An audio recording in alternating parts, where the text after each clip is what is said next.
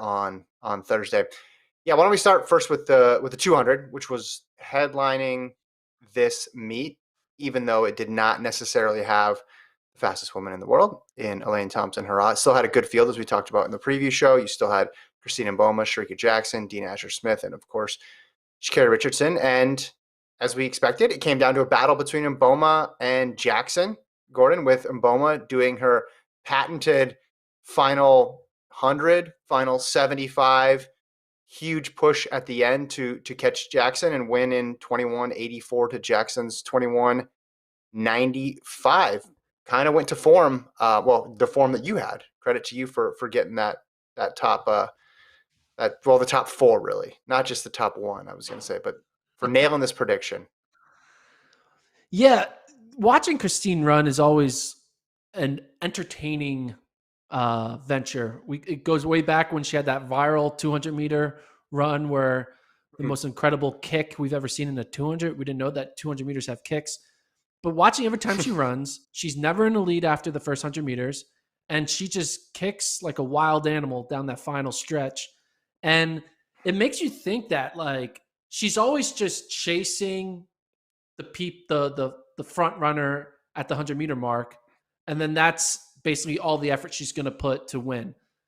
What I want to know is what happens when the person she's chasing is like much faster. Or I mean, we kind of saw it potentially with Elaine Thompson in that Olympic final. Yeah, but we saw that. She's now running consistently 21.8s, 21.9s. I want to see her be, like, I guess 21.8. She's run 21.8 1, 2, 3 times in like 2-month span or a month and a half span. So I'm excited to see what will happen when she starts chasing even faster people and not being just running for the win. Because right now, I don't know. I want to know what her ceiling is. Like, what do you think her ceiling is? She's now run 21.81, 21.84, and 21.84. What do you think her ceiling could be?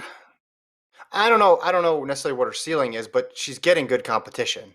Let's be clear. Yeah. Like when she was running 21.8, she was chasing a 21.5 woman, and then she was running down Gabby Thomas in that race, who had run 21.6. In this race, she's going against Sharika Jackson, who's run really fast as well too. She's competing in the right era, not necessarily to win, but to employ this strategy to do the exact thing that you're talking about, where you have people that you're gunning for in that last 100. The main thing is age and relative inexperience. She's so young. She's still new at this. I think the improvement's going to come less from having people to chase, although that seems to be a given just with how good this era is, and more just the experience. And then if we get another year where Thompson-Herah is running like we know she's capable of, so she's putting the marker down at 21.5, then we're going to see. I just wonder if she can she minimize that gap, that first 100. You know who it reminds me of to a certain extent is men's side of things, NCAA. Well, he went on to run the Olympics, Joseph Fanboulet, who would dig himself into that huge deficit and then just come storming back the last 100. Not exact parallels here, but just the idea of, hey, okay, you don't need to be the best starter of the group, but can you keep it close or closer so that way you can take advantage of the fact that your last 100 is just that much better than everybody else's. Yeah, it's a good comparison. Seeing what Joseph Fanboulet did for Florida. I think he'll probably be back. You think he'll be back? He'll probably be back next year, right? Well, he's a sophomore. I don't think he's going pro yet. We'll see.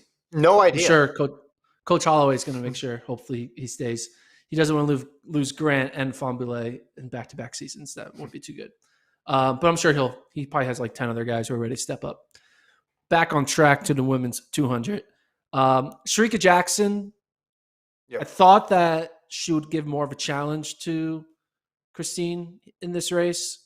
I feel like she has more than what she ran here. She still ran well. Like, she still ran 21.95. Like, it's no joke. Every time you break 22, it's a no-joke race. But seeing the way she was running, especially in the 400 and the 100, she's kind of, we kind of compare her a little bit to Fred Curley. We're waiting for her to have, she already has had it. She's running 21.8 this season. But I feel like she has the ability to be able to throw down a 21.7 or a 21.6. Maybe she's saving it for the Diamond League final.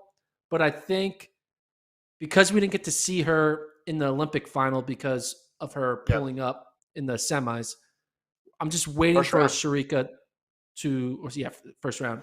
I'm just waiting for Sharika to have her her big moment in running a fast 21, 7, 6, or 5. Sure. Sure. Well, 21.5s are rare. Let's not count on that True. every race. But going back to your point about Mboma and needing someone to chase, perhaps Jackson could have benefited from a fast starter here to pull her out to give her an even bigger lead, and that wasn't there Yeah. because we didn't have Thompson Hurrah or even a quick starter